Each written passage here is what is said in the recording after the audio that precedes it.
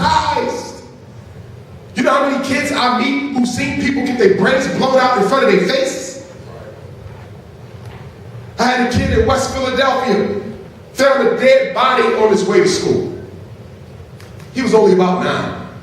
Charter school brought me in to test the kid. Is he retarded? Is he autistic? You know what I concluded? The boy ain't retarded, autistic, or none of that. He has been traumatized. He saw a damn dead body and is having recurrent dreams about the dead body overnight. Give him some therapy, not no special ed. They got to learn how to think out the box, people. When children are not raised successfully, they'll spend the rest of their childhood, rest of their adulthood, trying to compensate for childhood defects caused by the family of origin. The first 18 years of your life sets up a trajectory for the next 82. The brain is delicate. That's why you gotta watch what children see, you gotta watch what children hear, you gotta watch what they witness, you gotta watch what you say to your children, because it is the worst things that they remember, not the best. You told your child he was never gonna be nothing in life when he was 10, he's 50, and he still remember that you said that. And not only dislikes you, but dislikes all women because mommy said it. That's why we gotta protect the minds. Watch what you put into the heads. Very important. It's also important that you spend time with each of your children. Some of us got large families, right? Some of y'all might got 5 kids, 7 kids. You gotta spend time with the whole family, right? But you also gotta spend time with each child. You got 3 children? Once a month for 3 hours. Each of those 3 children get their own time with mommy and daddy. You got 3 kids? First Saturday from 12 to 3, you with your oldest daughter. First Saturday of the month, only once a month. You can do this. Your second child, Wednesday 5 to 8 is your time together. Third child, that's the third Wednesday of the month. Third child, the last Friday of the month is your 3 hours together. You gotta make time for each child to make sure y'all keep a healthy relationship. Because what happens in big families? Well, families with 3 or more children. The oldest kid either gets neglected or the youngest. That's why some of us gotta be careful when we start having children when we're a little too old to raise them right. Let me say that again. Some of us need to stop having children, especially us fellas, because we can have babies till we old. The hell you doing with a newborn at 70? I'm being serious, because that child ain't gonna get what they need. You too old and tired. You having a black boy at 70?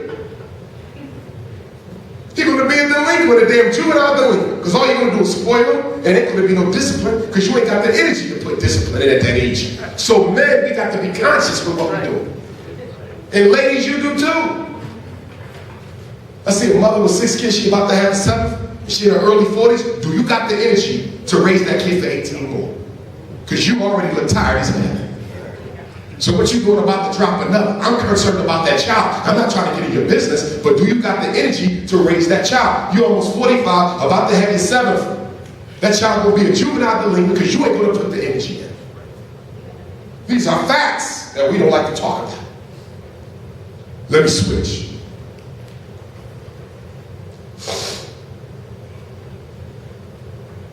Here's one.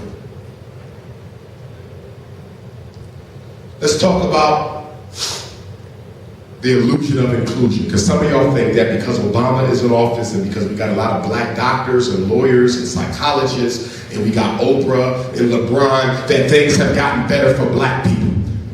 How many black people in America? About 40 million, right? So how is it, if there's 40 million blacks in America, how did you make the decision that we were all doing better because a few were doing better? You see that?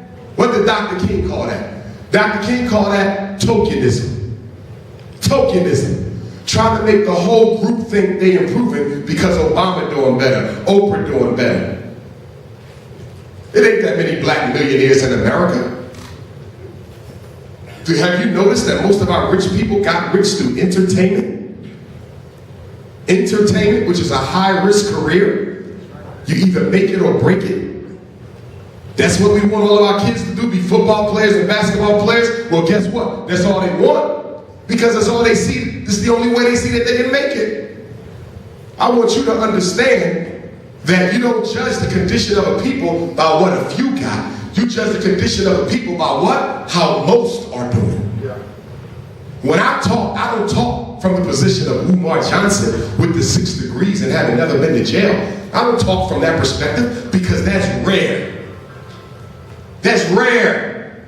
Being a self-employed school psychologist, that's rare. I'm talking from the position of most black men. Miseducated, brain drugged out, in jail, couple strikes. I'm talking for them, not for me.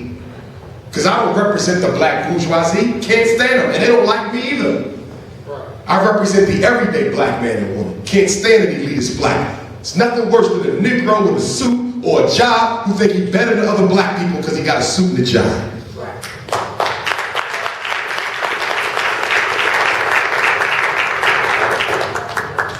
Get around white folk and change the way they voice sound, change the way they sit, change the type of food they eat. No, damn well you had pork and beans last night out the pot with a plastic fork. And now you sophisticated. And now you sophisticated. Absolutely insane. 2 chapters in my book that you absolutely got to read is the last 2 chapters. Read the whole book, but the last 2. Last chapter is frequently asked questions, where I basically give answers to some of the questions that y'all always email me about. And the second to the last chapter is how to deal with disruptive behavior without medication. Y'all can read them 2 first, and then go back to the first, because they're so critically important. I put them at the back because I needed to lay the groundwork. Okay? But make sure you read them 2 first. This is the floor plan for the Frederick Douglass and Marcus Garvey RBG Academy for Black Brothers. Okay? This is like an area, it's going to be a campus, because remember, I want my school to be what? Residential. Because I don't want y'all coming. Y'all the ones who mess the kids up. What I want y'all there for? Okay? They stay with me. They can come see you on the weekend. 1 week in a month. That's all you get to mess them up. 1 week in a month. Because your daughter gonna come home with a natural hair, you gonna go get her permed. Your son gonna come home with a red, black, and gray fist, you gonna take him to church. Okay? Because you don't want them Africanized. You see? So it's going to be a residential school. Just like when you go into the military. I went to military high school. When I got up to high school, when my mom and pop dropped me off, they said, he cannot communicate with y'all the whole summer. I was like, damn, I was only 13, 8th grade.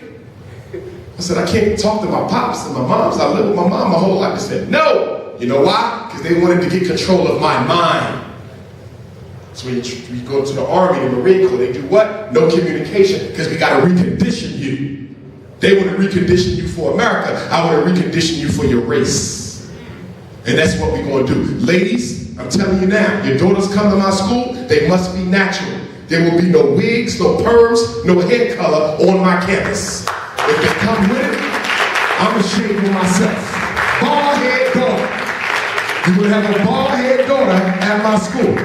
So you can cut up or I can cut up. But she gonna get cut. Okay? Seriously. We want to teach all the boys how to cut hair. So when a young brother comes, we make sure he stay with a nice little fresh baby fro. And then when he get old enough, he can cut the other kids' hair. That's what we did in military school. Taught us how to cut. We cut the underclassmen. They get older, they cut. That's how you keep the prices down. Ladies, all the girls will learn how to do natural hair so they can do each other's hair. It's going to be a powerful school. We're going to go to Africa. Everybody got to go to Africa, do a field project. They got to learn the African language in order to graduate. They're going to learn how to build computers. We're going to have an aviation program where your children will be able to get a junior flight license before they graduate, be able to fly planes. That's what we're talking about. Nation building. Okay? Nation building. That's what we're talking about. Now, let's look at the so-called illusion of inclusion. Right now in America, the average black household is $25,000 of income, post-tax. White household, $40,000. Black female head households, $17,900 versus $25,500 for white women. Single black men, $17,000 take-home pay versus $25,000 for white men. Single black women, $13,000 take-home pay versus $15,500 for white women. Married black couples, $45,000 take-home pay versus $52,000 22,000 for whites. Where is the equality that y'all claim we have reached? Let's look at poverty. 26% of all black people live in poverty. That's a quarter. Only 8% of whites in this country live in poverty. Families, 23% of black families live in poverty. Only 6% for white. Female-headed households, which unfortunately are most of ours, 40% of the black female-headed households live in poverty. That's almost half. What do y'all keep talking about progress when half the kids are growing up poor? 27% for the whites. When black people got out of slavery in December of 1865, we own 1/2% of all the wealth in America. Right now, the last day of March, today, you still only own 1/2% of all the wealth in America. When we got out of slavery, we were no more than about 12 to 18% of the American population. You still are no more than 12 to 18% of the American population. You say we made progress. I ask you, what is your definition of it? See, for most of you, your definition of progress is to what extent you can be accepted by white people. That's what most of your progress, where you can live, where you can work, your education. That's not progress to me. That's slavery. Progress to me is to what extent do black people control their destinies and the institutions that are vital to their existence. In other words, I'm looking for an increase in ownership of schools, hospitals, factories, import-export industries, airlines. What do we own? Nothing more than we owned when slavery ended. And you saying we're doing better. Why? Because you can buy a $70,000 car? Because you can marry a woman who don't look like your mother? That's progress? Because you can get a doctor from Harvard? That's progress? So you can listen to Lil Wayne on the radio? That's progress? Not for me. Not for me. What did Frederick Douglass tell his daughter Rosetta after the 13th Amendment was passed, when everybody was celebrating? Frederick came out there and she said, "Daddy, why are you so upset? Our people are free." He said, "Rosetta, I fear that this freedom has been nothing more than an exchange of one form of oppression for another." He said, our people are still not free. This is coming from the man who fought for it. Let's look at education. 60% of black people have a high school diploma or more, 85% for white. Poverty, 60% of black children are poor. More than half. For whites, it's only 30% of their children, a little more than a quarter.